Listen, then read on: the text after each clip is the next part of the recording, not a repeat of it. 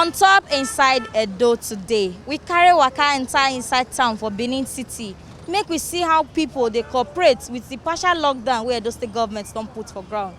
We go sabi say Edo State government talk am say make people they come out for us for 6 a.m. and make them make sure say they enter by 7. And before this one, they don't still talk say now only people where they sell food and people where they sell essential things now go they enter market. Now this one I make we carry waka enter town. Make we see as this COVID-19 don't take affect people business. How it don't take affect people in general, and how this partial lockdown don't take affect them too. As some people they talk say this coronavirus self, it be like blessing for where them dey. Some people talk say them never defeat the chop since the thing start. Another people talk say this one enter total lockdown. It go bad pass as we dey see am so. Make we quick listen to wetin the people get to talk concerning this matter. Will they come back? We don't do partial lockdown before. But when we can look and say throughout the whole world, the thing called for Nigeria, the thing they increase. Government get responsibility, may they protect life and property. Government can look and say, now upon say we get partial lockdown, we discover say for night, some people they see they go do some kind meeting. Some see they go do some kind jolly for night, and to protect life and property. The problem about coronavirus be say if one person catch am, if he carry and go give him children for house, if he carry go give him wife for house, but wetin we dey talk be say upon say the partial lockdown wey dey, if you no get anything important to do for town, make you stay for your house, because person wey dey alive na him dey enjoy life. This thing na for short period of time. If everybody gree stay for house, small time now we go know the people wey get. Government go take them to isolation center. They go treat them, they go well again.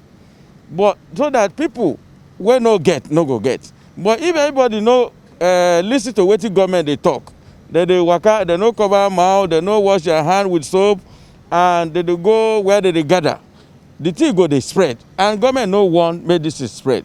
Now make government come sit down, look and say, okay, this night some people say they sneak, they enter our state for Edo here. Now government come look and say, now from 7 o'clock till 6 in the morning, nobody go dey waka. Everybody stay for your house. We no go allow anybody come from another state enter Edo State. So that in the end, we go fit separate the people wey get from the people wey no get.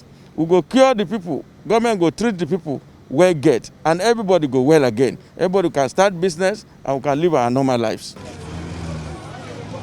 If you really look at the thing for the coffee, not be only coronavirus matter too from our own end. You see and say because of this partial lockdown where government put, some bad people don't see use them for evening to they do 1 or 2 yama things. So as it be for night, say nobody waka for night. So you see and say even anybody will come catch the waka for night, you will know say that person a criminal, a thief. You get waiting, you want to go do. And see this that yesterday now you see and say everywhere it dry. No bad people for road and everything. So that for the good of our own people. Concerning the COVID-19, the thing no help matter at all. Because it's where the thing don't start now, my sister. Hungry the mama person. No work. People to even carry one person they say na wahala. To carry 500 na go as na wahala. Before I dey even marry, they see 5,000 and 6,000. But now, yesterday say I don't even take, I don't see 10 kobo carry. But concerning the lockdown, where our Papa Obaseki, we try for those states. Because some other states said they know they see chance to waka. Maybe they don't even talk, say they go see food chop. You understand? So we try for us, say he will give us a little time to make us say most find daily bread. It really affect us where the time where the COVID-19 never come. We dey go 5-6 trip here, but a day. But as the COVID-19 come now, to go 2 trip a day, now war. We not dey fit go 2 trip. This partial lockdown, so the market they carry, they don't carry. They go primary school, secondary schools. May they go they say now we not dey see them carry again. Before 6 now to 6 now, I don't dey tell my driver say I beg. If your house dey far, just come out a motor for line. make you dey go if you dey far. Well, the corona, they do it for us, sha. We they said this nose mask. Though the money where they pay is still small, but as it be, so we need to struggle hard more for fit survive. Without this one, I know get me want to fit for us. Now this one they used to the since when government stop market. Now this one we still they used to the struggle they come out. Our brothers from Europe, maybe those who feel they bring things they come, something like that. So it affect us through there. Because I know say some of our brothers like this, they're supposed to still come us to still jolly together, but Kobe says since then now to ever still communicate with them who they are. We go see say, be like say people not even they too use the face mask on top of the enforcement where those state governments don't put for ground. And on top of say this coronavirus disease matter is serious well. But some people self no they use the face mask. Some people hold on for hand, they no wear am. Some wear am for their face, but they don't cover their nose and their mouth. Make we begin listen. How e be say this enforcement they go away, be say they not still they catch all these people who not wear the face mask. If you look at coronavirus, not be waiting them plan for before it come. It just come like that. You can imagine say woman or man will never ever cover his nose or his mouth since them born. You can't tell us begin cover his nose.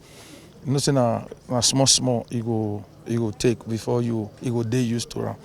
But the two good thing be say we don't see tell our people how it dey really important. Say they must wear this thing. Our people need to really know wetin this sickness they do for body and how the sickness be, the virus. So we dey talk to our people, and if you look at small, then don't they wear.